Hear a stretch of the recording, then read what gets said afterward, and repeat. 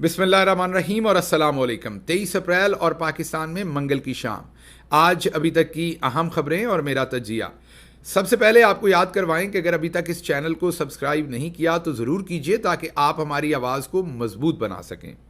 पहली खबर जो कि हैरान कुन खबर होगी आपके लिए कि साबिक army chief lieutenant general retired Qamar Javed Bajwa ने कुरान करीम पर हाथ रखकर झूठी कसम उठा ली। जी हाँ, ये वाकया कुछ यूं पेश हुआ कि मुजीबुर रहमान शामी जो कि एक सीनियर तज्जिया निगार हैं, सहाफ़ी हैं, और मोहम्मद मालिक जो कि ख़ुद भी एक सहाफ़ी हैं, उन दोनों की कमर जावेद बाजवा साहब के साथ एक शादी पर मुलाकात हुई। मुजीबुर रहमान शामी साहब ने ये पूरा वाकया टेलीविज़न के ऊपर आकर नरेट किया है। उन्होंने बताया कि कमर जावेद बाजवा साहब हमारे पास आकर बैठ गए और फिर जो मेरी कुछ ज़राए से बात हुई वहाँ से पता चला कि इन्होंने उनसे ये बात शुरू नहीं की थी, उन्होंने खुद इनसे ये बात शुरू की और 3 चीज़ों के ऊपर उन्होंने कस्में खाई और 3 कस्में खाई। आप सुनेंगे तो हैरान हो जाएंगे क्योंकि जो कस्में बाजवा साहब ने खाई वो अगर बाजवा साहब सच्चे होते तो तब भी नहीं खानी चाहिए थी, झूठे होते तो बिल्कुल ही नहीं खानी चाहिए थी। उन्होंने जिस लेवल की कस्में खा ली झूठे होने के बावजूद, मैं कह रहा हूं सच्चे होते तब भी नहीं खानी चाहिए थी। If he holds little bit of credibility और मोरालिटी और इंटेग्रिटी तो उन्हें इस रुख नहीं जाना चाहिए था। बहरहाल कमर जावेद बाजवा साहब ने जेब से कुरान करीम निकाला। जी हाँ, ये मैं नहीं कह रहा, ये मुजीबुर रहमान शामी टेलीविज़न पर आकर कह रहे हैं। मीन वो कुरान करीम को जेब में लेके घूमते हैं। हम सुनते थे कि कचहरियों में झूठे कुरान उठाने वाले लोग फिर रहे होते हैं, जेब में तो उनके भी कुरान करीम नहीं होता, वो अदालत से ही लेते हैं। यहाँ तो जेब में घूमा जा रहा है झूठी कस्में उठाने के लिए। तो उन्होंने कुरान करीम जेब में से निकाल के उस पर हाथ रख कर कसम खाई दोनों के सामने, और दोनों ने पूछा नहीं, ये खुद से रेंडर कर रहे हैं वो सब कुछ। उन्होंने कहा कि मैं मुलव्वस नहीं हूं इमरान खान की हुकूमत गिराने में। वाह वाह वाह। और साथ उन्होंने दूसरी झूठी कसम उठाई कि मैं नवाज शरीफ को बाहर भेजने में मुलव्वस नहीं हूं। और साथ उन्होंने तीसरी कसम खाई कि मैं एक्सटेंशन नहीं लेना चाहता था, मेरा कोई इंटरेस्ट नहीं था, मैंने किसी को नहीं कहा था, मैंने कोई लॉबिंग नहीं की थी, मैंने कोई कोशिश नहीं की थी। और कुरान करीम के ऊपर हाथ रखकर जो उनकी जेब में था उसमें से निकाला उन्होंने जेब में से, उस पर उन्होंने ये 3 बातों पर कसम खाई। और यही 2 कस्में नहीं, इससे आगे निकल गए, बहुत आगे निकल गए, और ये कहा कि क़यामत के दिन मुझे नबी करीम सल्लल्लाहु अलैहि वसल्लम की शफाअत नसीब ना हो, और कहा कि मुझे मेरी मरी हुई माँ की कब्र की कसम है कि मैंने ये सब कुछ नहीं किया। सबसे पहले तो मैं दरूद शरीफ भेजूँगा, मैं अभी पढ़ूंगा वीलॉग के बाद और भेजूंगा, और आप सबसे भी मेरी रिक्वेस्ट है कि दरूद शरीफ पढ़कर भेजें बाजवा साहब की मरी हुई माँ के ऊपर, क्योंकि माएँ सांझी होती हैं, अल्लाह उनकी मगफरत करे। और ये जो अजाब उनकी कब्र पर बाजवा साहब डालने की कोशिश कर रहे हैं, अल्लाह ना करे ये उन पर पहुँचे, क्योंकि वो हमारी भी माँ हैं, माएँ सबकी सांझी होती हैं। इसलिए ज़रूर मेरे वीलॉग के बाद मेरी आपसे हम्बल रिक्वेस्ट है, ये मैं किसी मुखालफत या किसी मैं यकीनी तौर पर आपको हम्बली कह रहा हूँ कि एक दफ़ा दुरूद शरीफ रिसाइट कीजिएगा, और बाजवा साहब की वालदा माजदा की कब्र जो हमारी वालदा माजदा की तरह की हैं, बिल्कुल मैं दिल से समझता हूँ, ताकि अल्लाह उनके दर्जात बुलंद करे और बाजवा साहब के किए हुए और ये स्पेशली जो झूठी कस्में उठा रहे हैं इसका उनके ऊपर कोई असर ना पड़ेगा भी नहीं इंशाल्लाह। उनका क्या कसूर है इसमें। बाजवा साहब ने ये 3 कस्में खाई। मुझे वो मशहूर ज़माना वाक़या याद आ गया। एक तो मैं आपको अभी सुनवाता हूँ पहले ज़रा सुन लीजिए, फिर मैं आपको एक प्राइम मिनिस्टर हाउस में वाक़या सुनाऊंगा जिसमें बाजवा साहब ने बिल्कुल इसी तरीके से झूठा कुरान उठाया था। पहले ज़रा ये वाक़या सुनिए, मुजीबुर रहमान शामी क्या कहते हैं, और इस चीज़ के गवाह मौजूद है। ख्वाजा आसिफ टेलीविज़न पर आकर कह चुके हैं, मोहम्मद ज़ुबैर साहब कह चुके हैं, इस चीज़ के गवाह मौजूद हैं, हम सब गवाह मौजूद हैं इस चीज़ के। लेकिन बाजवा साहब लगता है या तो किसी इस टाइम बीमारी में चले गए हैं दिमागी तौर पर, या उन्हें गिल्ट इतना हो गया अपने किए हुए पर कि उन्हें समझ नहीं आ रही। So he is gone to this extent. नहीं जाना चाहिए था उन्हें, सबको पता है कि ये सब कुछ उन्होंने किया हुआ है। उन्हें अपनी, अब दुनिया तो तबाह हो ही गई थी, आखिरत को चले कुछ ना कुछ बचाना चाहिए था। अब इस तरह की झूठी कस्में किस रास्ते पे निकल गए हैं। पहले ज़रा सुनिए मुजीबुर रहमान शामी क्या कहते हैं, फिर मैं आपको वाक़या सुनाता हूँ। उन्होंने कुरान करीम जो था उनकी जेब में था और उन्होंने उसको निकाल के उस पर हाथ रखा और कुरान की कसम खाई, और उसके बाद फिर ये भी कहा कि अपनी वालदा की कब्र की कसम खाई, और फिर साथ ये कहा कि मुझे एक मौके पर तो उन्होंने ये कहा मुझे रसूलुल्लाह की शफाअत नसीब ना हो अगर मैं गलत बयानी कर रहा हूं तो। अब उसमें तफसील में जाए बगैर मैं मोटी सी बात अर्ज करता हूं आपको। एक तो उन्होंने कहा कि जो नवाज शरीफ साहब थे जब वो लाहौर से लंदन गए तो उसमें उनका कोई किरदार नहीं था और उन्होंने उनको बजवाया नहीं वहां। बिल्कुल मैं उससे अपने आप को बरी जिम्मा रखता हूं। फिर उन्होंने दूसरी बात यह कही कि जो इमरान खान साहब की हुकूमत थी और ये इल्जाम लगाया गया कि अमेरिका के साथ मिलकर हमने साजिश की है और उनकी हुकूमत को गिराया है, ऐसी इस बात की भी मैं सख्ती से तरदीद करता हूं। और तीसरी बात ये कही और आखिरी बात और बड़ी अहम बात है, उन्होंने कहा कि मैंने जो एक्सटेंशन की, जो आखिरी एक्सटेंशन कही जाती है ना, उसकी ख्वाहिश जाहिर नहीं की, ना किसी से तकाजा किया, ना उसके लिए कोशिश की, ना किसी से कोई मजबूरी, कोई किसी को मजबूर किया और बिल्कुल मेरे ऊपर जो है झूठ बोला जा रहा है। हम नुक्ते नहीं निकाल सकते, हम तो वो कस्मों की शिद्दत जो है उसके बोझ तले अभी तक दबे हुए हैं। नवाज शरीफ साहब को बाहर भी तो भेज दिया ना, कन्विक्शन कौन सा कॉन्विक्ट पहले पाकिस्तान इन्होंने नहीं भेजा, इन्होंने वो तो एस्टेब्लिशमेंट ने भेजा। चल नहीं, थ्रू कोर्ट ऑर्डर ही गया। मेरा मतलब है कोर्ट ऑर्डर भी जो एस्टेब्लिशमेंट ने करवाया।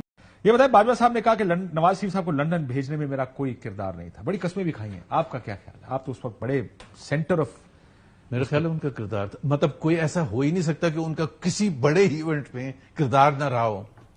आपने सुन लिया मुजीबुर रहमान शामी, ख्वाजा आसिफ और मोहम्मद जुबैर क्या कह रहे हैं, और भी बीसियों वीडियोज हैं, बीसियों गवाह हैं जो बताएंगे कि ये सब कुछ उनका किया धरा है। वो बाद में बताते हैं, लेकिन आपको मैं एक वाकया सुना दूं कि एक शाम तकरीबन 7, साढ़े 7 बजे का वक्त था और प्राइम मिनिस्टर हाउस में एक मीटिंग कॉल की गई।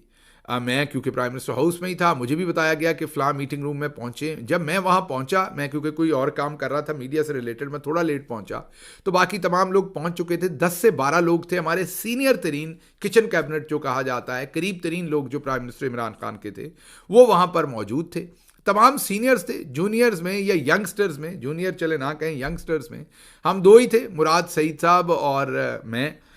और वो मीटिंग शुरू हो गई। गालिबन अगर मैं गलत नहीं तो उसमें उस्मान डार भी मौजूद थे। तो मीटिंग शुरू हो गई। टोटल 10 से 12 पॉलिटिकल लोग थे। मीटिंग शुरू होने से पहले जब मैं कमरे में दाखिल हुआ तो मुझे परवेज़ खटक साहब ने पूछा कि ये मीटिंग किस चीज़ की है, क्योंकि वो तमाम लोग आके बैठे हुए थे। और असद उमर साहब ने मेरी तरफ देखा कि मैं जवाब दूंगा कि किस चीज़ की है। अमूमी तौर पर मैं प्राइम मिनिस्टर हाउस में होता था, मीटिंग्स का पता होता था। इस मीटिंग का मुझे नहीं पता था क्योंकि अचानक कॉल हुई थी। थोड़ी देर के बाद दरवाज़ा खुलता है जिसमें से प्राइम मिनिस्टर इमरान खान दाखिल होते हैं और उनके साथ आर्मी चीफ कमर जावेद बाजवा होते हैं और DG ISI फैज़ हमीद साहब होते हैं। आकर बैठ जाते हैं, मीटिंग शुरू होती है। आपको इमरान खान का तो पता ही है, इमरान खान जिस तरह तकरीरों में है ना आपके सामने, या जिस तरह बात करते हैं, वो असल ज़िंदगी में भी बिल्कुल ऐसे ही हैं। उनके बाजवा साहब या नवाज शरीफ या जरदारी की तरह दो रूप नहीं है, वो सीधी बात ही करते हैं। और कई दफ़ा लोगों को उनकी बातें बुरी भी लग जाती हैं, या लोग कहते हैं यार ये चालाक नहीं है, बड़े इस तरह तो सीधी बात नहीं करनी चाहिए, लेकिन वो सीधी बात करते हैं, जो दिल में होता है वो बोल देते हैं।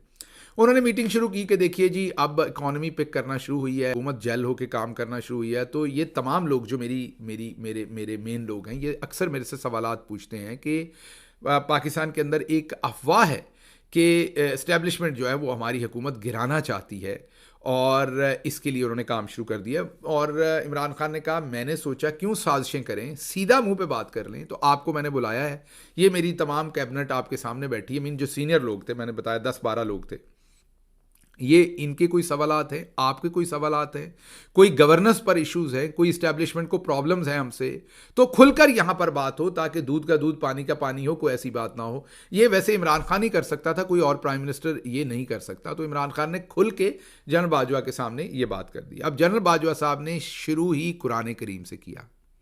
उन्होंने कुरान उठाया, वहाँ पर उनके पास कुरान नहीं था जैसे आजकल जेब में लेके फिरते हैं माजरत के साथ।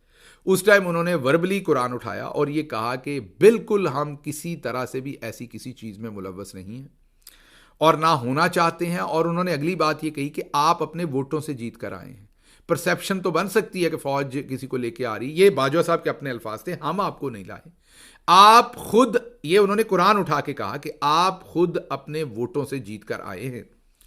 और इस टाइम तो हुकूमत का काम यही होना चाहिए कि वो डिलीवर करे और इकॉनमी बेहतर करे, तो आप अपने काम पे फोकस करें, ये इस तरह की अफवाहों पर कान ना धरें। हम बिल्कुल किसी ऐसी चीज़ में मुलव्वस नहीं होंगे, ना हुए हैं ना बाद में होंगे। आपको 5 साल का मैंडेट मिला है, 5 साल आप पूरे करें, उसके बाद अवाम फैसला करेगी। कुछ लोगों ने सवालात भी किए। मुझे याद है कि जो हमारे एविएशन के मिनिस्टर थे सरवर साहब, उन्होंने बड़ा एक तीखा सवाल किया, बाजवा साहब ने उसका भी जवाब दिया। मीन सीधे सीधे सवालात हुए और उस पर बार बार उन्होंने कुरान उठाकर ये कहा और फिर ये भी कहा कि मैंने नवाज शरीफ को बाहर नहीं भेजा। जब उन्होंने ये बात कही ना, क्योंकि पहली बात का तो मुझे नहीं पता था, नवाज शरीफ को बाहर भेजने का मुझे पता था। किस दिन वो दास्तान भी सुनाऊंगा, क्योंकि इमरान खान साहब की हुकूमत की तरफ से मैं नवाज शरीफ से 2 से 3 दफ़ा जेल में मिला और एक्सटेंडेड मुलाकातें हुई। शायद मैं वाहिद पीटीआई में से था बंदा जो जाकर उनसे मिला जब वो इलाज नहीं करवा रहे थे। और याद होगा मरियम बीबी कहती थी कि आज हार्ट अटैक हो जाना है, कल हो जाना है, खुदा न खास्ता उनकी ज़िंदगी ख़त्म हो जानी, उनके प्लेटलेट्स कम हो जाने। मैं जब मिलने गया तो नवाज शरीफ साहब मेरे से भी तरोताज़ा और तंदुरुस्त थे और बेहतरीन हालत में थे। और मैं 3 डॉक्टर्स, वो किसी दिन दास्तान पूरी सुनाऊंगा, तो डॉक्टर साथ लेके गया था। बहरहाल तो मुझे तो पता था कि वो बीमार नहीं है, प्लेटलेट्स कम नहीं है। तो उस टाइम प्लेटलेट्स बाजवा साहब ने कम किए थे। तो जब बाजवा साहब ने ये कसम खाई ना कि मैंने नवाज शरीफ को बाहर नहीं भेजा, तो मेरे दिल में उसी टाइम आया, मैंने कहा लो भाई। और दूसरी बात ही कि जब इन्होंने कुरान की कस्में खाई तो मैं तब भी सोच रहा था कि मुल्क का आर्मी चीफ हो, यूनिफॉर्म के अंदर हो और इस तरीके से कुरान उठाए, that shows a lack of morality and lack of integrity. इनको नहीं उठाना चाहिए था। अगर ये सच्चे झूठे जो भी हैं, नुकसान फ़ायदा ये भी है इस उम्र के हिस्से पे, और इसका मैं इजहार बहुत सारे लोगों से कर चुका हूँ। ये मैं आज पहले दिन नहीं कर रहा। चौधरी गुलाम हुसैन साहब इसके गवाह हैं, मैं उन्हें बता चुका हूँ ये बात, और बहुत सारे लोगों को कि मैंने तभी उनको कहा था कि ये जब ये वाक़या हुआ तो मैं उसी टाइम सोच में पड़ गया कि मुल्क का आर्मी चीफ और ऐसे कुरान उठा रहे हैं। ये this doesn't show maturity, this doesn't show कि इस बंदे के अंदर कोई डेप्थ है। बहरहाल अब उन्होंने दूसरी दफ़ा ये बात कही है, अब पूरी दुनिया को पता है। तो अब आप उनकी दिमागी हालत सोचें कि या तो किसी मसले में है, वैसे मसले में नहीं, उस टाइम भी तो उठाया था उन्होंने, उस टाइम तो मसले में नहीं थे। ये मेरा ख्याल उनका अमूमी बिहेवियर है, वो झूठ बोलते में मैं कोई बहुत ज़्यादा आर नहीं समझते, कोई लंबा चौड़ा काम समझते नहीं, और मेरा ख्याल है दूसरों को बेवकूफ़ समझते हैं और थोड़ी सी लैक करते हैं। तो भाभी साहबा को घर में, बच्चों को, दूसरे जो उनके इर्द गिर्द के रिश्तेदार हैं उनको सोचना चाहिए, बैठ के उन्हें समझाना चाहिए कि जो उन्होंने कर लिया, हुकूमत उन्होंने गिरा ली, ये कालक उन्होंने मल ली अपने हाथों पर, अपने मुंह पर, लेकिन अब कस्में खाकर अपनी आखिरत तो तबाह ना करें। ये सबको पता है। मैंने 2-3 तो आपको वीडियोस भी सुना दी, खुद मैं गवाह हूँ बहुत सारी चीज़ों का। और प्लेटलेट्स का तो बड़ा आसान काम है, आपको बता देता हूँ कि प्लेटलेट्स का जो टेस्ट होता है वो जिस ट्यूब में डाला जाता है, जो टेस्ट ट्यूब जिसके साथ जाकर बाद में टेस्ट होना होता है लैब में, उसमें पहले से एक लिक्विड होता है, मुझे उसका नाम नहीं आता, फिजिशियन नहीं हूँ, मुझे कई फिजिशियंस ने उसके बारे में बताया, कल रिसर्च करके दोबारा बता दूंगा आपको। उसका सिंपल ये कि अगर आपके ब्लड को उसके अंदर डिल्यूट ना किया जाए, मीन हिलाया ना जाए, उस ट्यूब को अच्छी तरह से मिक्स ना किया जाए ब्लड डालते ही उसको, तो आपके प्लेटलेट्स बिल्कुल उतने ही आएंगे जितने नवाज शरीफ साहब के आए थे। मीन अगर उस टेस्ट ट्यूब के अंदर ब्लड डाल के सीधा उस ट्यूब को अगले 10-15 मिनट रख दिया जाए और उसको मिक्स ना किया जाए और उसके बाद उसको भले मिक्स करें और टेस्ट कर लें, तो प्लेटलेट्स जो हैं वो वैसे ही आएंगे जैसे नवाज शरीफ साहब। तो कुछ नहीं, उन्होंने कोई ब्लड नहीं बदला, कुछ नहीं बदला, मिक्स नहीं किया था सिर्फ उस ट्यूब को, और उसका रिजल्ट ही आ गया। और जाहिर है बाजवा साहब उसके अंदर शामिल थे सब कुछ करवाने में, हमारे लोग भी शामिल होंगे उस सारी चीज़ में, इसमें कोई शक नहीं। लेकिन नवाज शरीफ साहब को बाहर भेजने में इनका काम था, तब भी झूठी कस्में खाई, अब भी झूठी कस्में खा रहे हैं। तो मैं बाजवा साहब को यही मशवरा दूंगा कि ना करेंगे।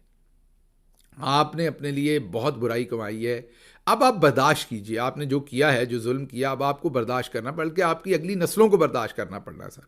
अब जो ज़ियाउल हक ने किया हुआ है, एजाजुल हक जितना मर्जी ठीक बन के फिरे, उन्हें तो पता है ना कि वो एक ऐसे शख्स के बेटे हैं जिन्होंने एक पॉलिटिकल वज़ीर आज़म को कत्ल किया। तो वो और बात है कि उस पॉलिटिकल वज़ीर आज़म जिसको कत्ल किया था बेचारे को फांसी दी थी, उनके वर्सा आज इतने बेशर्म है कि उसी एजाजुल हक को साथ बिठाकर बैठे हुए हुकूमत में। लेकिन एजाजुल हक साहब को तो पता है ना उनके वालिद ने क्या किया था, बल्कि उनकी अगली नस्ल को भी पता होगा जो होगी कि हमारे दादा ने क्या किया। तो ये अब जो मामला है, ये तो बाजवा साहब चलना है आगे, ये आप तक तो नहीं ख़त्म होना, ये तो आगे हिसाब आने, कम से कम जब तक हम जिंदा हैं हम तो आवाज़ उठाएंगे ना कि ये जो जुल्म हुए हैं, और ये वाली नस्ल तो इस पे बात करती रहेगी। तो अब ये लंबी गेम है आपके लिए, ये प्रॉब्लम जो है लंबी है। अब बर्दाश्त कीजिए जो कुछ आपने किया। हम तो नहीं चाहते थे कि ये सब कुछ हो, प्राइम मिनिस्टर साहब ने तो आपको तब भी मौका दिया था, आपको तब भी मौका दिया था कि आप इस साजिश से बाज आ जाएं, जब खुल के अपनी पूरी किचन कैबिनेट के सामने खुल के आपको कह दिया था कि क्या आप ये कर रहे हैं कि नहीं कर रहे, सीधी सीधी बात बता दें। अब तब भी बाज आ सकते थे कि प्राइम मिनिस्टर को पता चल गया, लेकिन आप बाज नहीं आए और आपने सब कुछ किया। अब ये ना कीजिए, अब कुरान करीम और इन चीज़ों को बीच में ना लाइए। Everybody knows everything. अब आपके it is too little too late. अब आपके इस करने से कुछ फ़ायदा नहीं है। आप बदनाम भी हो चुके हैं, आप जो कर चुके हैं वो भी गंद पूरे पाकिस्तान को उठाना पड़ रहा है। अब ना कीजिए। इसमें बेहतरी तो मैं नहीं कह सकता आपके लिए, अब क्या बेहतरी होगी। आप कहीं पर भी उस वकार के साथ तो नहीं बैठ सकेंगे। सारी दुनिया को पता है कि आपने, या तो आप इमरान खान को बता के करते ना, फिर भी आपका चलें कोई एहतराम होता। आपने पीठ में छुरा घोंपा। आखिरी मिनट तक मैं इस चीज़ का गवाह हूं कि आखिरी मिनट तक आप इमरान खान से झूठ बोलते रहे कि आपका इसमें एक तरफ आप झूठ बोलते थे और हमारे ही लोगों से मीटिंग्स करते थे आप, किसी और से नहीं, हमारे ही वजीरों से मीटिंग्स करके तो आप हुकूमत गिराने की कोशिश करते थे।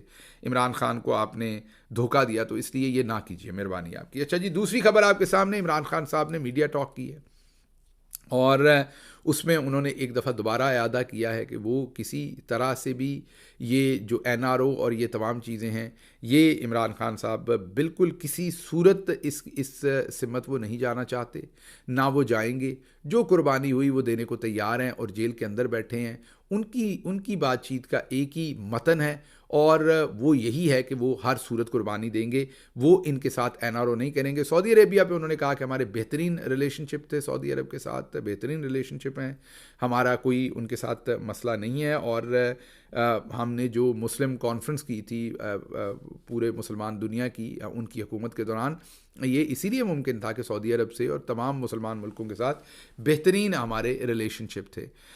बहरहाल वो वरीड है अपनी बेगम की सेहत के बारे में, क्योंकि आपको ये बताएं कि बुशरा बीबी की सेहत बहुत ख़राब है। हम आपको बार बार बता रहे हैं बुशरा बीबी की सेहत बहुत ज़्यादा ख़राब है। कल भी डॉक्टर्स ECG उनकी नॉर्मल नहीं आई, उनको दिल में भी तकलीफ़ है और कल रात गए एम्बुलेंस उन्हें शायद बाहर लेके गई है या शायद डॉक्टर्स को वहाँ पर लाके, क्योंकि कुछ बताया नहीं जा रहा, उनका ट्रीटमेंट किया जा रहा है, लेकिन उनकी सेहत काफ़ी ज़्यादा ख़राब है। ये हमें ज़राए से भी पता चला है जेल के कि उनकी सेहत ख़राब है और उनको बार बार ट्रीटमेंट की ज़रूरत पड़ रही है। और अब उनकी एक डॉक्टर ने लिख के दिया है कि उनकी ECG भी जो है वो नॉर्मल नहीं आ रही। जहर का मामला तो पहले ही सामने आ चुका है कि उनकी रिपोर्ट साबित कर चुकी है कि उनको जहर दिया गया, उनको उनकी एंडोस्कोपी जो है। और इसके ऊपर इवन अमेरिका से जो डॉक्टर वकास नवाज़ हैं वो भी अपना व्यू पॉइंट इसके ऊपर दे चुके हैं कि ये एंडोस्कोपी नॉर्मल नहीं है और इसमें जहर के खदशात शामिल हैं।